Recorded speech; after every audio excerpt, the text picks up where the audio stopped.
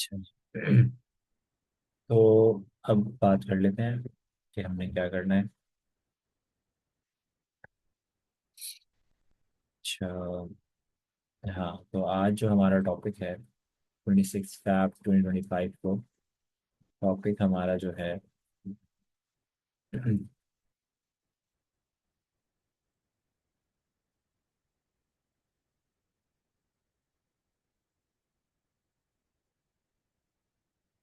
Solving scenario based 15 mark question. ये हमारा आज का एक गोल है, ठीक है। चल, अब हम इसको जल्दी से कॉपी पेस्ट करता हूँ मैं सवाल को आपके सामने, और फिर हम बात शुरू करते हैं अपनी। अच्छा अच्छा। तो आज जो हम स्टार्ट लेंगे ना, बल्कि इससे पहले मैं एक चीज़ आपके साथ डिस्कस कर लूँ। Just one thing. देखो, आपको शायद पता हो आप लोगों को कि जो कंप्यूटर साइंस 2210 का पेपर आता है ना, टोटल, यानी P1 + P2, वो इक्वल होता है 150 मार्क्स। ठीक है, बिकॉज P1 भी हमारे पास 75 मार्क्स का होता है, and same goes for P2 भी, सेम। तो टोटल हमारे पास 150 मार्क्स बनते हैं। बता क्यों रहा हूँ कि अभी जो हम 15 मार्क के सवाल के बारे में बात करेंगे ना, तो 15 मार्क का मतलब है कि अगर 150 में से 15 मार्क माइनस कर दिए जाएं, तो 150 - 15 इज 135। 135 मार्क्स फिर भी बचते हैं आपके पास, जिसमें से मैं आपको सबसे इम्पोर्टेंट बात ये बताना चाह रहा हूँ कि तकरीबन 2 साल पहले का जो थ्रेशोल्ड है, वो 106 नंबर पे ए स्टैरिक बन रहा था हमारे पास। ठीक है, इसका मतलब ये हुआ कि आपने अगर पूरा let suppose scenario based question P2 का छोड़ दिया और मजीद गलतियां भी की, और P1 में भी मिस्टेक्स हुई आपसे, और करते करते आप 106 नंबर लेके आए 150 में, तो आपका ए स्टैरिक बन रहा है। ठीक है, ए स्टैरिक। और अगर आप, मेरे ख्याल है कि 91 से ऊपर लेके आए 150 में से, तो आपका ए बन रहा है। कह क्यों रहा हूँ, इसलिए कि आपने सिनेरियो बेस्ड क्वेश्चन की भरपूर प्रैक्टिस ज़रूर करनी है, लेकिन जब एग्ज़ाम आपके हाथ में आए, पेपर आपके हाथ में आए, तो भाई ऐसा भी ना हो कि 15 मार्क के लिए आप बकाया पूरा पेपर जो है वो टाइम सारा किल कर दें, और उसी को देखते और परेशान होते रहें कि यार ये क्या आ गया। सही है, मतलब मैं आपको डीमोटिवेट नहीं कर रहा हूँ, but the thing is that कि हमें अपने टाइम मैनेजमेंट को भी अपने जहन में रखना है। ठीक हो क्या? तो टाइम मैनेजमेंट अपने जहन में रहेगी तो काम पूरा होता रहेगा। चलो, अब बात शुरू करते हैं अपने 15 मार्कर से। देखो भाई, अब करना क्या है, इसको हम नाम दे देते हैं अपने एक ब्रेक डाउन का। You need to understand some basic things. हमारे पास रिक्वायरमेंट्स क्या हैं 15 मार्कर को सॉल्व करने की? रिक्वायरमेंट्स, तो मैं उसको पॉइंट्स बना देता हूँ। हमारे पास पहली जो रिक्वायरमेंट है ना बेटा, वो है 1D एरे। 1D एरे आपको आना चाहिए कि how to like handle 1D array, ये आपको आना चाहिए। सेकंड, आपको आना चाहिए 2D एरे। 2D एरे भी आपको आना चाहिए। ठीक है, 2D एरे भी आपको आना चाहिए। उसके बाद हमारे पास आपको क्या आने चाहिए? फंक्शंस एंड प्रोसीजर्स, ये आपको आने चाहिए। Last but not the least, हमें आना चाहिए कि हाउ टू कम इन। अब आप लोग मुझे पहले ये बताएंगे कि ये जो रिक्वायरमेंट्स मैंने लिखी हैं, तो इसमें से ये सारी चीज़ें आप लोगों को पता है कि क्या होती हैं? जी, बताएं जरा।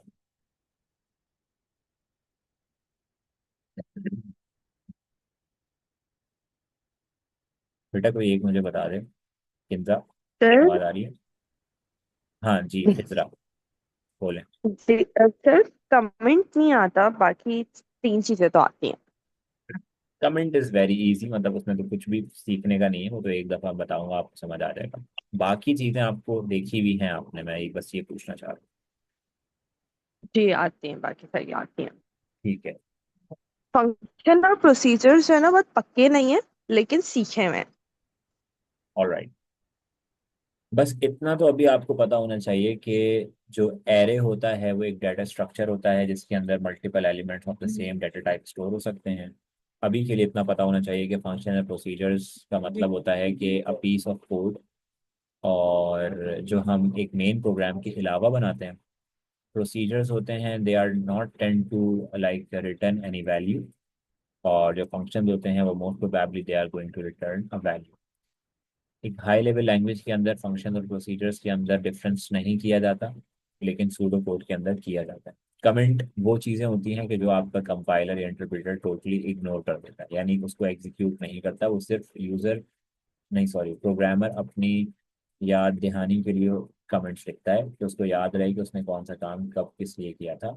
और वो उनका कोई पैटर्न नहीं है, कोई सिंटेक्स नहीं है कमेंट का, किसी भी तरह से आप लिख सकते हैं। ऑलराइट। अब देखें, जब भी आप सिनेरियो बेस्ड क्वेश्चन सॉल्व करने पे जाएंगे ना, तो कुछ ऐसे सिनेरियोज हैं जो नॉर्मली हो रहे होंगे। उनमें से एक आध बता देता हूँ। एक एक पैटर्न जो नोट डाउन किया गया है वो ये है कि अक्सर औकात ऐसा होगा। मिसाल के तौर पे आपके पास एक देख, मैं खराब क्यों कर गया। आपके पास एक 1D एरे होगा, और आपके पास एक 2D एरे होगा। ठीक है। 1D एरे में रॉज होंगी, जैसे आपको पता ही है कि 1D एरे के अंदर मल्टीपल रॉज होती हैं बट कॉलम एक ही होता है। और 2D एरे के अंदर आपके पास दोनों का कॉम्बिनेशन होता है। ठीक है। मिसाल ले लेते हैं कोई। लेट सपोज के एक नेम्स का आपके पास एरे है जो कि 1D एरे है, और एक मार्क्स का आपके पास एरे है जो कि 2D एरे है। ठीक है। ये जो 1D और 2D एरे होंगे ना, ये आपस में लिंक्ड होंगे। मतलब मैं आपको कॉन्सेप्ट समझाना चाह रहा हूँ। और होगा क्या कि एक सिंगल इंडेक्स वैल्यू होगी, कोई भी 1 2 3 4 5, और उस एक ही इंडेक्स से ना दोनों एरेज हैंडल होंगे। सही है। एक एरे मतलब सॉरी, एक ही इंडेक्स वैल्यू से दोनों एरेज हैंडल हो रहे होंगे। मोस्टली इस तरह भी होगा, वरना ये होगा इन अदर केसेस आपके पास एक 2D एरे होगा, और एक और 2D एरे होगा। और अगेन इसमें जो सिमिलैरिटी है वो ये होगी कि सिंगल इंडेक्स के थ्रू आप दोनों एरेज को हैंडल कर रहे हैं। ठीक है। उसकी एग्जांपल आप ये ले लें कि मिसाल के तौर पे यहाँ पे नाम लिखे हुए हैं, जैसे कोई भी नाम चले, आप लोगों का ही नाम लिख लेते हैं। मिसाल के तौर पे यहाँ पे नाम लिखा है हमने भाई, हिजरा का नाम लिख दिया हमने, हिजरा का नाम लिख दिया, असरत का नाम लिख दिया। ठीक है। मनाल का नाम लिख दिया। आखिरी सबसे कम पढ़ने वाले बच्चे का नाम लिख देता हूँ। अच्छा। और यहाँ पे जो आपका है, अल्लाह भला करे, क्या जो कॉलम्स हैं वो इस तरह डिस्ट्रीब्यूटेड हैं जैसे सब्जेक्ट के हिसाब से कर लें। मिसाल के तौर पे आपके फिजिक्स के मार्क्स हो गए, आपके केमिस्ट्री के मार्क्स हो गए, आपके CS के मार्क्स हो गए, आपके मैथ्स के मार्क्स हो गए।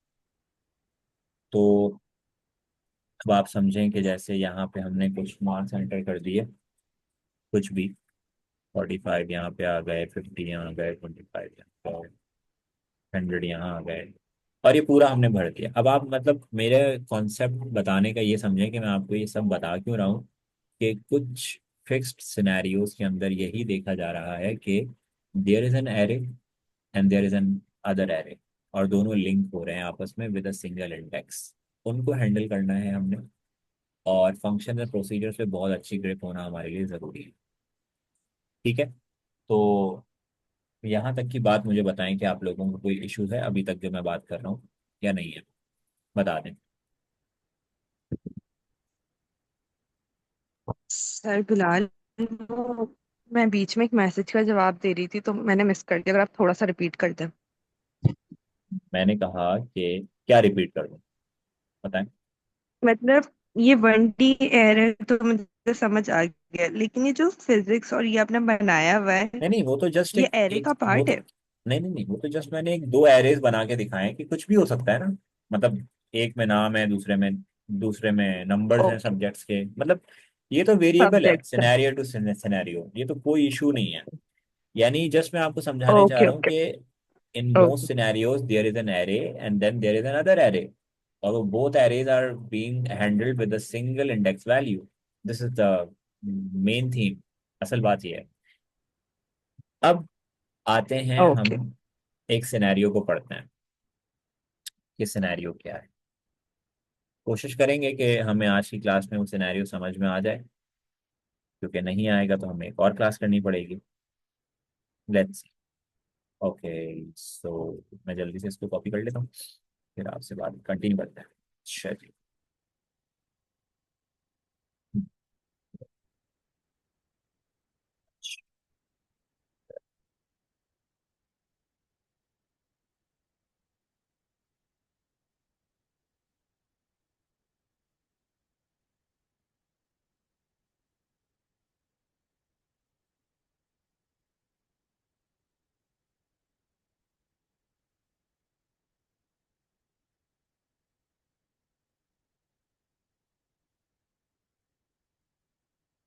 जस्ट अ सेकेंड, अच्छा, एक मिनट में देते हैं आपको।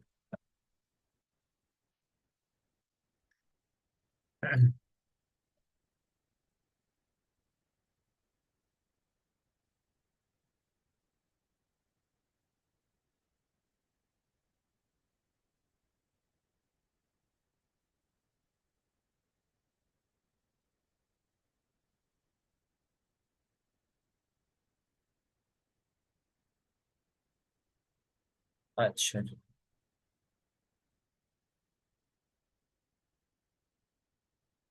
हम्म। बहुत ही गंदे तरीके से आया भाई, इस तरह नहीं होना चाहिए। कुछ और करने की कोशिश करते हैं।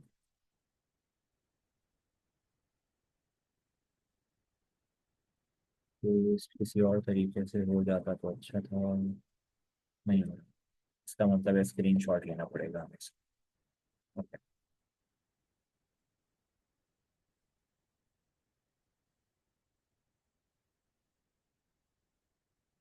सॉरी फॉर द वेटिंग, बस एक मिनट दे दें, मैं इसका स्क्रीन शॉट ले लूँ।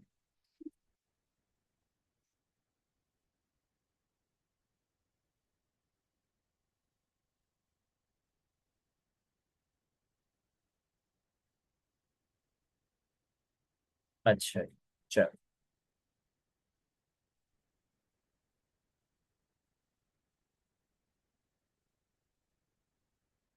बच्चों, सवाल दिखाई दे रहा है आप लोगों को ना?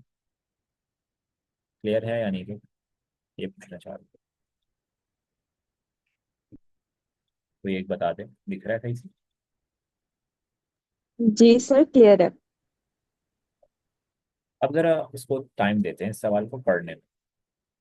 और याद रखना, इस सवाल को सॉल्व करने के लिए तुम्हारे पास एग्जाम में जो टाइम है ना बच्चों, वो है 45 मिनट्स। और बाकी पेपर सॉल्व करने के लिए तुम्हारे पास है 1 आवर। तो इस हिसाब से इसको देखते हैं। देखो वो कह रहा है, a two dimensional 2D array account contains account holders names and passwords for a banking program। एक 2D एरे है जिसका नाम है अकाउंट, उसके अंदर अकाउंट होल्डर्स के नाम और पासवर्ड रखे हुए हैं। थोड़ा सा विजुलाइज करते हैं इसको। कैसे? एक 2D एरे मान लिया, इसके अंदर दो कॉलम्स हैं। ठीक हो गया। इस 2D एरे का जो नाम है वो है अकाउंट। ऊपर लिख देते हैं भाई, इसका नाम है अकाउंट। और याद रखना, ये जो स्क्वायर ब्रैकेट्स खुलते बंद होते हैं ना, ये निशानी होती है एरे होने की। इसके अंदर दो कॉलम्स हैं। एक हमारे पास कॉलम है नेम्स का और एक है पासवर्ड्स, राइट। तो दो हमारे पास हो गए। ये एक 2D एरे बन गया। आगे चलते हैं।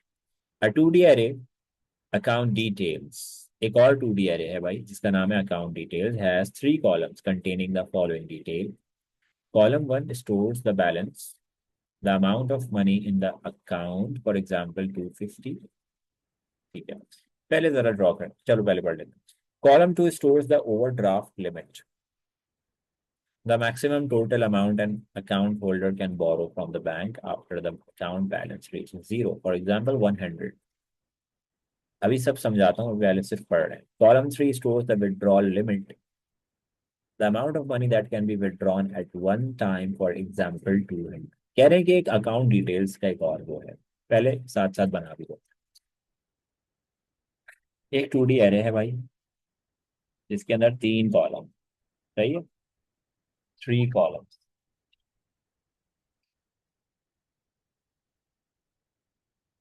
एक, दो और ये तीसरा कॉलम, सही है। इसके अंदर हमारे पास 3 चीजें, एक है हमारे पास बैलेंस, एक है हमारे पास ओवरड्राफ्ट लिमिट। अगर राइटिंग बहुत छोटी लगे तो मुझे बता देना, हम इसको स्ट्रेच कर लेंगे। और एक है हमारे पास विड्रॉवल लिमिट। बच्चों राइटिंग सही है या बहुत छोटी हो गई? सही है सर। ओके। तो अब ये हमारे पास एक और 2D एरे है और इसका नाम है अकाउंट डिटेल्स। हाँ, ये जहन में रखना कि जो उन्होंने नाम जिस तरीके से दिया है ना एग्जाम पेपर में, बिल्कुल वैसे ही लिखना। मतलब देखो ना, A CC, A कैपिटल है, CC स्मॉल है, फिर D कैपिटल है, इस तरह से ही लिखना पड़ेगा, वरना सही नहीं होगा। ऑलराइट, अब समझो बात क्या है। देखो बैलेंस, पहला कॉलम है बैलेंस। बैलेंस का मतलब ये होता है कि मेरे अकाउंट में कितने पैसे रिमेनिंग हैं, दैट्स द बैलेंस, सही है। सेकंड उन्होंने कहा ओवरड्राफ्ट लिमिट। अच्छा, ओवरड्राफ्ट लिमिट क्या होती है कि लेट सपोज बैंक कहता है कि कभी आपके अकाउंट में पैसे जीरो भी हो जाए ना, तो you can borrow some amount, जो कि क्रेडिट होता है बेसिकली, कि उसकी भी एक लिमिट होती है। मिसाल के तौर पे आपके एक लिमिट है कि 20,000 रुपये आप अपना बैलेंस जीरो होने के बाद भी निकाल सकते हैं। और वो फिर बैंक अपनी कुछ शर्तों के ऊपर कहता है कि जब आपके अकाउंट में वापस पैसे आएंगे तो हम कुछ इंटरेस्ट रेट के साथ आपसे वो पैसे वापस लेंगे। तो that's the overdraft limit. Limit का मतलब ये है कि कितने मैक्सिमम पैसे आप निकाल सकते हैं अपना बैंक बैलेंस जीरो होने के बाद भी। और यहाँ पे जैसे इन्होंने एग्जांपल दी हुई है कि भाई for example 100। Column 3 stores the withdrawal limit, ये तो आप समझ ही गए होंगे कि एक टाइम में एक यूजर कितना अमाउंट विड्रॉ कर सकता है, that's the withdrawal limit, for example 200। Okay, आगे चलते हैं सवाल पे। कह रहे हैं the amount of money in a bank account can be negative overdrawn but not by more than the overdraft limit. कह रहे हैं कि एक अमाउंट, सॉरी, एक अकाउंट के अंदर bank account can be negative, यानी कि नेगेटिव का मतलब ये है कि पैसे जीरो हो गए, but not by more than the overdraft limit. लेकिन इतने पैसे नहीं हो सकते खत्म के जो ओवरड्राफ्ट लिमिट से भी ज्यादा हो जाए। मतलब ये नहीं हो सकता कि ओवरड्राफ्ट लिमिट खत्म हो गई and still you are trying to withdraw some money, that is not possible. Okay, अच्छा। अब इसका मैं आपको सिंपल सा बताऊं, मिसाल के तौर पे एक यूजर के अकाउंट में 20,000 पड़े हुए हैं, लेट सपोज 20,000 रुपीज पड़े हुए हैं, और वो हो गए नेगेटिव। नेगेटिव का मतलब है ओवरड्रॉन हो गए। ओवरड्रॉन हो गए और उसकी ओवरड्राफ्ट लिमिट थी मिसाल के तौर पे 5,000। तो टोटल ये बन रहे हैं 25,000, सही है। तो नेगेटिव कब होंगे? जब 25,000 वो विड्रॉ कर लेगा यूजर।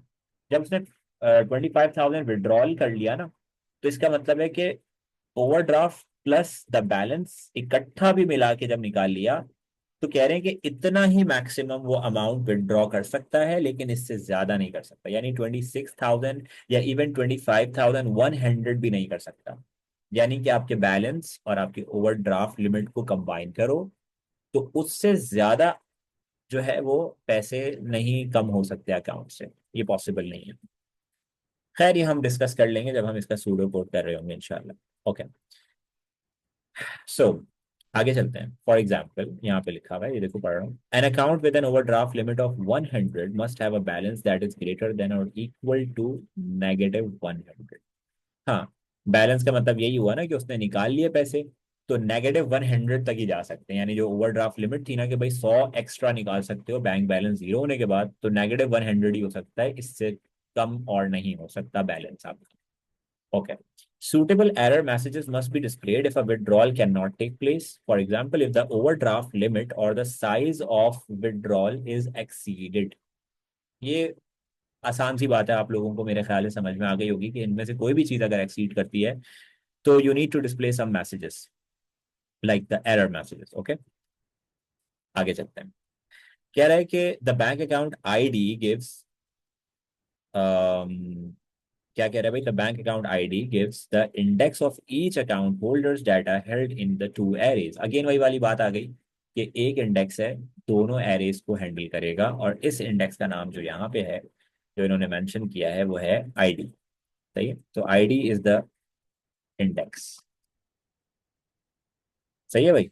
अब इस आईडी से नेम्स भी आएंगे, पासवर्ड्स भी आएंगे, बैलेंस भी आएगा, ओवरड्राफ्ट लिमिट भी आएगी और विड्रॉल लिमिट भी। ये बिल्कुल ऐसे ही है कि आप किसी बैंक में गए, आपने अपना यूजर नेम और पासवर्ड एंटर किया, तो आपकी सारी चीजें एक साथ आ जाती हैं ना कि आपके अकाउंट में क्या क्या हो रहा है, क्या क्या नहीं हो रहा। इन्होंने यहाँ पे एग्जाम्पल भी दिए। इन्होंने कहा फॉर एग्जाम्पल हमारे पास दो एरेज है ना, जैसे एक अकाउंट एरे है और एक अकाउंट डिटेल्स है। इन्होंने कहा फॉर एग्जाम्पल अकाउंट 20,1, यानी अकाउंट की 20th रॉ फर्स्ट कॉलम जो कि नेम्स होगा, और 20th रॉ पे होगा कोई नाम लिखा हुआ, जैसे यहाँ पे मिसाल, मतलब यहाँ पे कोई 20th रॉ है ना और उसमें कोई नाम लिखा हुआ है। तो आपको शायद पता होगा ना कि एरे में जब हम कोई डाटा को रीड कर रहे होते हैं, तो पहले हम उसमें मिसाल के तौर पे मैं बताता हूँ, एरे को जब हम रीड कर रहे होते हैं ना, तो पहले हम उसकी रॉ नंबर लिखते हैं, कॉमा डाल के उसका कॉलम नंबर लिखते हैं। तो that's how we read the array. तो कह रहे हैं कि अकाउंट 20,1, यानी 20th रॉ पे, 1 से लेके 2 से लेके 20th रॉ पे कॉमा 1, यानी कि पहला कॉलम, यहाँ पे कोई नाम लिखा हुआ होगा, लेट सपोज XYZ, इसका पासवर्ड होगा ABC123 कुछ भी। और फिर उसी के बाद देखो इन्होंने आगे लिखा है कि account 20,1 and account 20,2, account details 20,1, account details 20,2 and account details 20,3। यानी यहीं पे इसका बैलेंस होगा, यहीं पे इसकी ओवरड्राफ्ट लिमिट होगी, यहीं पे इसकी विड्रॉल लिमिट होगी, सारी चीजों की एक ही रॉ के अंदर होंगी, एक आईडी की। यानी उन्होंने ये बता दिया कि एक इंडेक्स वैल्यू अपने सामने के दोनों एरेज को हैंडल कर रही होगी, सेम रॉ पे जितना डाटा है दोनों एरेज में वो सब उस एक आईडी का होगा। ठीक है, आगे चलते हैं। कह रहे हैं the variable size contains the number of accounts. कह रहे हैं कि एक वेरिएबल हमने लिया है जिसका नाम रखा है भाई साइज। साइज के अंदर क्या है, नंबर ऑफ अकाउंट्स, यानी नंबर ऑफ टोटल अकाउंट्स। इसका मतलब यह हुआ कि अगर कोई यूजर अपनी आईडी इस वेरिएबल की लेंथ से ज्यादा डालता है, तो इसका मतलब है कि दैट्स एन इनवैलिड आईडी। मिसाल की क्लास में अगर 15 बच्चे हैं और मैं आईडी डालूं 16, तो दैट्स एन इनवैलिड आईडी, कि भाई 16 तो बच्चा ही नहीं है। तो ये कैसे हो सकता है ना भाई। तो ये वाली बात है। चलो आगे चलते हैं। Okay, write a program. अब आते हैं असल कहानी पे। Write a program that meets the following requirements. अब वो रिक्वायरमेंट्स क्या है, यानी इसको R1 कह देते हैं, इसको R2 कह देते हैं, और इसको R3 कह देते हैं। R1 है कि checks the account ID exist and the name and password entered by the account holder match the name and password stored in the account। यार अभी तो हमने बात शुरू की थी, क्लास खत्म होने का क्यों कह रहा है, 10 मिनट रह गए अफसोस के साथ। चलो, इसका मतलब है आज 3 क्लासेस लगेंगी हमारी कंसेक्यूटिवली। अच्छा, checks the account ID exist and the name and password entered by the account holder match the name and password stored in account। कह रहे हैं वही वाली बात है कि जो आईडी उसने एंटर की है और अपना नाम और पासवर्ड उसको डालना पड़ेगा। ये बात याद रखना कि उसको 3 चीजें एंटर करनी होंगी। अपना नाम और पासवर्ड आईडी के हिसाब से एंटर करेगा, तो हम उस अकाउंट एरे के अंदर जो सामने दिख रहा है आपको, उसके अंदर चेक करेंगे कि क्या यही आईडी के ऊपर यही नाम और यही पासवर्ड मेंशन है या नहीं है। इफ यस, तो हम उसको आगे मेन्यू डिस्प्ले करेंगे। देखो मिसाल ले लो, हाँ, मिसाल ले लो कि मैंने जब यूजर नेम और पासवर्ड करेक्ट एंटर करूंगा किसी भी वेबसाइट पे, किसी भी जगह, किसी भी ऐप पे, तो ही मुझे वो अगला इंटरफेस शो करेगा ना। अगर मैं गलत ही एंटर कर दूंगा यूजर नेम या पासवर्ड, दोनों में से एक कोई, तो वो कैसे मुझे अगले नेक्स्ट पेज पे लेके जाएगा। तो इसका मतलब है कि R1 यानी रिक्वायरमेंट 1 जब पूरी होगी तो हम R2 पे जाएंगे। मतलब R1 पूरी होगी तो यूजर को हम जो है वो मेन्यू डिस्प्ले कराएंगे, अदरवाइज नहीं कराएंगे। सही है, ये बात ध्यान में रखना है। तो इसका मतलब है कि एक वैलिडेशन चेक होगा R1 के ऊपर, अगर वो वैलिड हो गया ट्रू तो वो यहाँ आ जाएगा, और अगर वो हो गया फॉल्स तो वो उसको दोबारा से बोलेगा कि भाई एंटर यूजर नेम और पासवर्ड, या जो भी उसको एक शो करना होगा वो देगा वो। ये बात सही है? यहां तक आप लोगों को कोई इशू है बेटा? बात समझे? जी बताएं जरा।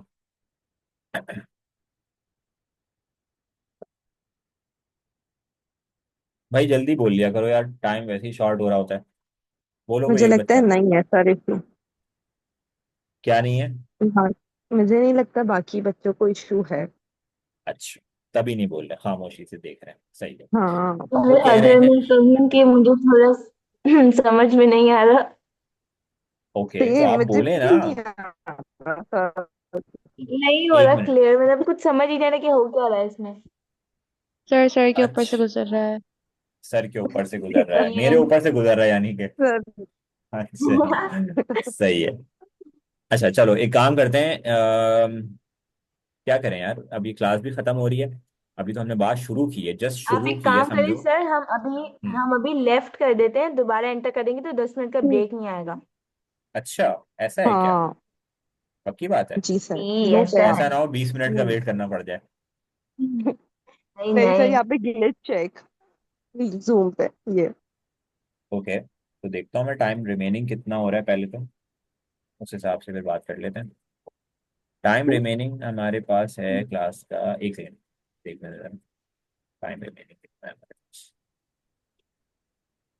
6 मिनट रिमेनिंग है हमारे पास अभी, तो जब दो हम मिनट तकरीबन। रह जाए तब लीव अच्छा कर दें? रहेगा।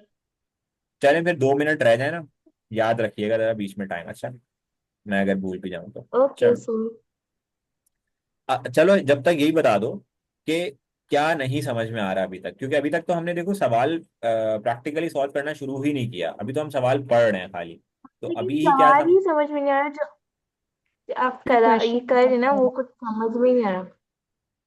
ठीक है, हम इतना ब्रेक डाउन करके कर रहे हैं, आप सोचें जरा एग्जाम में डायरेक्टली आपके सामने आता तो आपको कैसा लगता ना। तो बहरहाल, तभी तो पढ़ रहे हैं। हाँ बिल्कुल ऐसी बात है, तभी तो पढ़ रहे हैं, लेकिन सिनेरियो फिर भी कोई डिफरेंट ही आने वाला है एग्जाम में आपके, ये तो आएगा नहीं। तो खैर, अच्छा इसी का जो फर्स्ट वेरिएंट आया ना, ये मैं 2023 का करवा रहा हूँ, वेरिएंट 2 जो आपके जोन में आया, जो फर्स्ट वेरिएंट आया ना इसका, 1 वेरिएंट, वो इतना इजी आया था इससे कंपैरेटिवली कि वो वाला बच्चा फिर भी अटेम्प्ट कर लेगा, ये नहीं कर पाएगा। आप वो वाला चलो, करवाते ना पहले। नहीं मैंने कहा सबसे मुश्किल सवाल सबसे पहले कर लेंगे ना, तो बाकी फिर हाँ तो हमारे लिए इजी हो जाएंगे। हाँ ये सीन है। ओके। सर, आप दोबारा से समझा देंगे ये वाला क्वेश्चन जो है, जहाँ पे देखो, इन्होंने बताया कि राइट प्रोग्राम असल में फॉलोइंग। देखें, बात पता है, एक सिंपल समझने की बात पहले तो ये है, जो सिनेरियोज होते हैं हमारे पास, they we are not meant to understand the scenario. यानी समझें, मिसाल के तौर पे जैसे ये बैंकिंग से रिलेटेड है ना, तो हरगिज मतलब ये नहीं है कि you need to have the concept of a banking system. एक प्रोग्रामर के पास जब कोई क्लाइंट आता है तो क्लाइंट किसी भी फील्ड से आएगा, वो बैंकिंग से आएगा, वो इंडस्ट्री से आएगा, वो कहीं से भी आएगा। The only thing we need to understand is कि जो रिक्वायरमेंट है वो हम एक कोड की शक्ल में कैसे लेके आ सकते हैं, that is the only requirement. अब मैंने जैसे आपको बताया कि एरेज फंक्शन प्रोसीजर्स और कमेंट्स, ये 3 चीजें हैं बेसिक, जो किसी भी सिनेरियो के क्वेश्चन को सॉल्व करने के लिए काफी हो सकती हैं, लेकिन ये जरूरी है इसको समझना कि जब आप एक प्रोसीजर क्रिएट कर रहे हैं तो क्या उसके अंदर भी सिर्फ कोई आसान चीजें हैं, जरूरी नहीं है। लूप्स हो सकते हैं, वैलिडेशंस हो सकती हैं, इफ एल्स के स्टेटमेंट हो सकते हैं, केस ऑफ के स्टेटमेंट हो सकते हैं, बहुत सारी चीजें हो सकती हैं कि जो विद इन अ प्रोसीजर और फंक्शन आपको यूज करनी पड़ेंगी। तो अल्टीमेटली एक सिनेरियो को अटेम्प्ट करने के लिए चैप्टर नंबर 7 से लेके चैप्टर नंबर 8 के एंड तक के जो लाइब्रेरी रूटीन्स तक की डिस्कशन है वो आपको क्रिस्टल क्लियर होना जरूरी है। अब ये कोई डराने वाली क्लास तो है नहीं कि हम भूत बंगला बना के पेश कर रहे हैं आपके सामने और आपको डर लग रहा है। बात यह है कि मैंने वही कहा ना कि मैं ये एक्सपेक्ट कर ही नहीं सकता कि एक बच्चा 15 में से 15 नंबर या 10 12 13 नंबर लेके आएगा। मैं ये एक्सपेक्ट करूंगा कि आप 6 या 7 नंबर लेके आओ चलो, लेकिन उसके अगेंस्ट में बाकी पूरा पेपर सही करके आओ। मैंने तभी कहा था कि सारी एनर्जी अपनी इस पे वेस्ट नहीं करना कि टाइम मैनेजमेंट के हिसाब से सारा टाइम इसको दे के बाकी पेपर सारा छोड़ दिया, जो फिर भी किया जा सकता है। खैर, ये बयान लंबा हो जाएगा मेरा। मेरे ख्याल है हम जरा टाइम को चेक कर लेते हैं। 3 मिनट 20 सेकंड रहते हैं। ओके, तो अगर आप लोग कहते हैं कि लेफ्ट करके हो जाएगा काम पूरा तो लेफ्ट कर दें, दोबारा शुरू करते हैं यहीं से ही। लेकिन भाग मत जाना सर भाई। ट्राई करने में क्या जा रहा है। चलो, वही मैंने कहा, वरना 20 मिनट वेट करना पड़ेगा और क्या होगा। सही है। चलो, ओके। तो ऐसा है कि तुम लोग भाग जाओ यहाँ से और जल्दी से वापस आ जाओ। लिंक दे रहा हूँ। सर आप मीटिंग एंड करें। चलो मैं मीटिंग एंड कर देता हूँ। तो ये वाली लिंक तो दोबारा तो काम नहीं आएगी ना मेरे ख्याल से। नई लिंक नहीं ही भेजनी आप दूसरी पड़ेगी लिंक ना। भेजेंगे। मैं भेज रहा हूँ, चलो मैं भेज